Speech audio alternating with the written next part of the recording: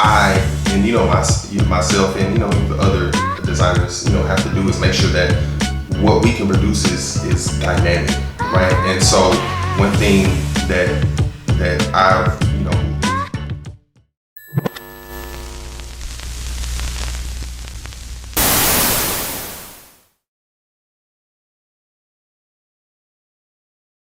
What's going on, Black Bookers? Welcome back to another episode of Book Black TV. I have the lovely Sean Wilkins here, and he's going to tell us all about his business. But before we get started, we got to play a round of Black Family Feud. You ready? Okay. All right. This is easy, okay? Now, it's a whole bunch of answers on the board, but there's one number one answer, okay? Name something every Black household has in their house. Something every Black household has Every Black in their household. house. Every Black household. Every Black household has. I'll give you a hint, okay? It's something edible. And it's not weed or anything. Every Black household has it in their house. What you got in your house? I don't know if I have the regular Black household stuff. Oh Lord, he about to lose his Black card. I was thinking, when you said that, I was thinking about like the old school Black households. They got the couch that don't nobody sit on with the pillows that can't nobody lay on. No. Come on, you got 5 seconds. It's not hard. It's a cheap item, very cheap. You can get it at any grocery store. Oh man. 5, 4. Give me some. I'm coming in. 3, Cold. 2. You ain't give me nothing? They got everybody got peppermints in their house. That's in the purse though. It's okay, y'all. The answer is Kool-Aid. Okay? And okay, I'll give you another one. Okay, alright. What's Black people's favorite flavor of Kool-Aid? Oh, red. There you go! Alright, y'all, moving on. Tell us about yourself, Sean. Okay. Born and raised in Houston, born in 3rd Ward, down in Wentworth. I moved around the city. Right now I'm living in the NRG area, and I went to Wiley College. Okay. Graduated in 2016, and been back in the city since then. Let's see. I got a few things going on. So I'm a licensed minister. Licensed through Wheeler Avenue Baptist Church. Okay, Wheeler. I got married last year. Congrats. Thank you. And then of course, I'm a business owner. Well, tell us a little bit about your business. Yeah, so the name of my business is Two More Hands Media. We just upgraded, I would say, to an LLC me. What the purpose of the business is to provide graphic design, graphics, that's logos, that's flyers, that's promotional material, even content management. And my core focus, who I'm aiming to reach, are those entrepreneurs who are right in the thick of their entrepreneurship. Like they have customers, they're getting business, but they find that getting the graphics done, they have so much to do with the business that sometimes that just kind of falls by the wayside, And so my goal is to provide them one quick turnarounds on the graphics that they need, and quality graphics, and to establish a relationship. The way I like to do it is, have conversations with the business owners. So we're on the phone or we're over email, and we're in constant communication, so that I know kind of where your mind is going, how the gears are turning in your mind, so that when I put something out and send something to you, it's like you read, it's like you in my head. So yeah, that's. So how did you get started with Two More Hands? Yeah, so it actually had something to do with the church as well. So back in February, before Rona popped off, our youth and college minister brought me along, and he wanted me to help with teaching and help on the social media side. So I actually started running the social media for the college ministry, and so every day I was posting things, creating. I just got into creating graphics, doing little video edits. We had like prayer videos and all different kind of stuff. And I did that for some months, and I realized, wow, I'm really enjoying this. And then once he moved on to a senior pastor position, I really that became really my thing. was to run that. And so I did that for some months, and I was like, wow, I realized I really enjoy doing this, like taking an idea that's an image in my head or in somebody's head and putting it together on a screen. I really found that I enjoyed it. So what do you feel has been the most challenging part about your business? The most challenging part for me is definitely really pushing my brand and myself. By nature, I'm a little on the shyer side. You don't think so? I'm one of those introverts. You a minister? How you I'm one of those extroverted introverts. You know, I can flip it on. You know what I'm saying? But then I gotta go home and I gotta take a nap. You know? I feel you. So just push myself, make sure I'm marketing to people that I'm here and exactly what I'm doing. And so that's what I'm spent really like the end part of this year trying to learn how to be confident about promoting myself. It's like I didn't start this for no reason. I didn't start it just to kind of sit on it. So people need to know that I'm here.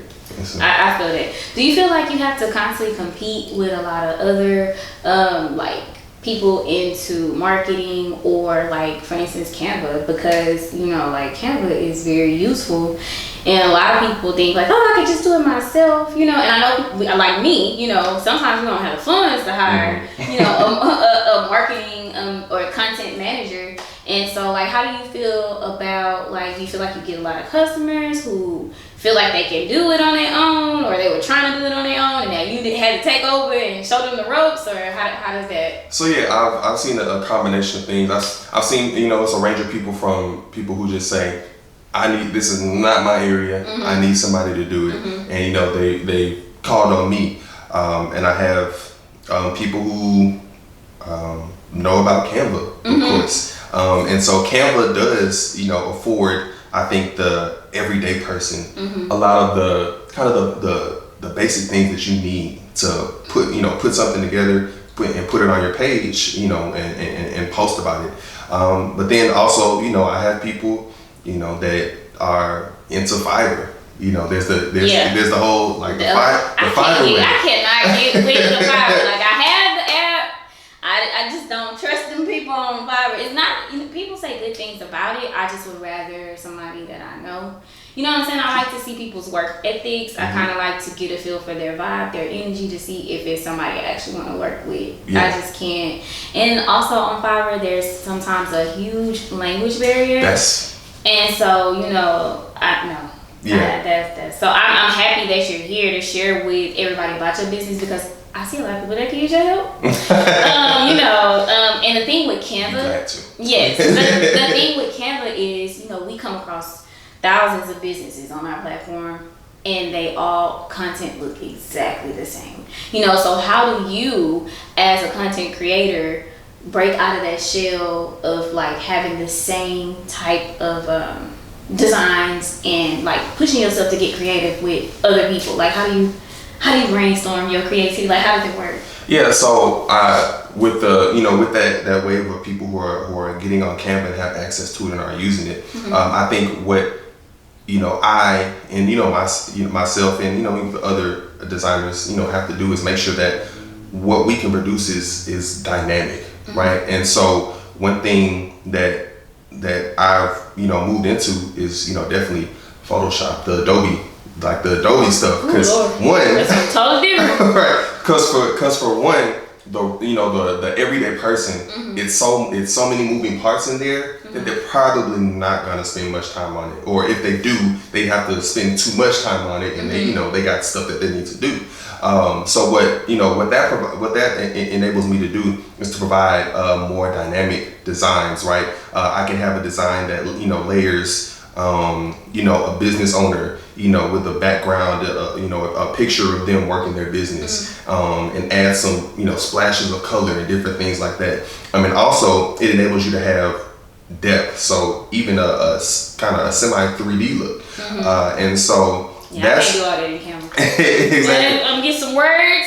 maybe a few little polka dots, a little square, but that's all I need. We simple. Exactly. Yeah. And so that's what I think. That's what helps me be successful is that I'm the person that's willing to take that time because I enjoy it. I enjoy doing that. You know what I mean? So where people be like, I just need to get something done. And I say, you know what? I want to learn, about this aspect. I want to learn about this piece. I want to learn how this fits together. I want to learn how I can blend these two things together to make it more dynamic, make it stick out, stand out, And so that's what I think for myself and for, designers, what will definitely help you be successful and get traction. So, with all the time you spend, making sure you're putting forth extra effort with your Adobe, because I know how they, I done tried to YouTube University, Adobe, Photoshop and stuff. With all of that, you being a minister, everything going on, you running the youth page. How do you manage your time? Well, one thing that has really been great benefit to me, and I'll recommend to all the fellas out there, is get you a wife, because somehow now see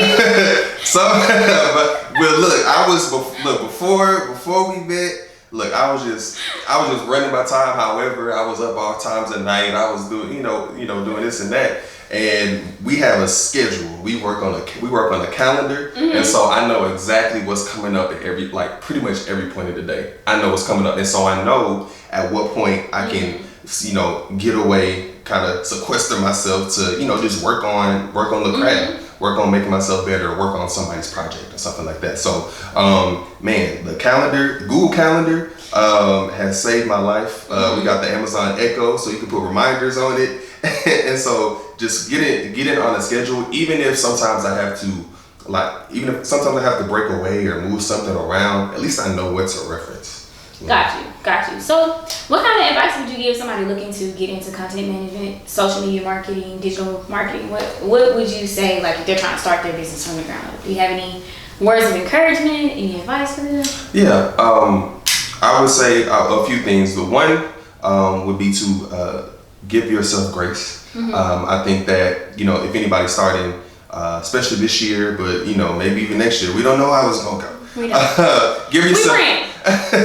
Give yourself grace, because we're all dealing with a lot. And no one expects you to be perfect. I think we are such huge critics of ourselves that we can sometimes criticize ourselves into submission. It's like, I can't do it. I can't. I just, I don't want to, and as an artist, what they say, we're sensitive about our stuff. You know what I mean? That's not what they say. I might answer what they really say, but I got it. Yes. And so you get worried about what people are gonna say, but give yourself grace. We're always learning. We're always students. And then the other thing I would say is to try to forge relationships with people. I think that what gets people to keep you on their mind and coming back to you is when you forge a relationship with them, when you have conversations with them, and they feel that you care about their product or their business, or whether they're a trainer or a hairdresser, that you care, that they're about their success. And so what you put into what you're giving to them is really going to cater to their success. So that's what I would say. Okay, so we've had a lovely time here chopping up with Mr. Sean. He gonna let us know where we can find him so we can get that content.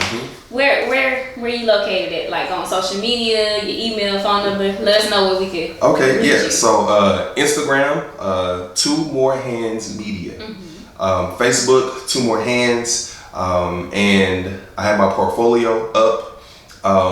It's it's a little long, but I'll say it. So it's Sean Wilkins 24.wixsite.com/TMH media. All right. So I'll make sure we run it across the screen for you. So Instagram, Facebook, and my portfolio's up. So check it out. Yes, y'all make sure y'all tune in and y'all support his business so he can support yours and we can all thrive together. Thank y'all so much for tuning in. We'll see y'all next time on another episode of Book Black TV.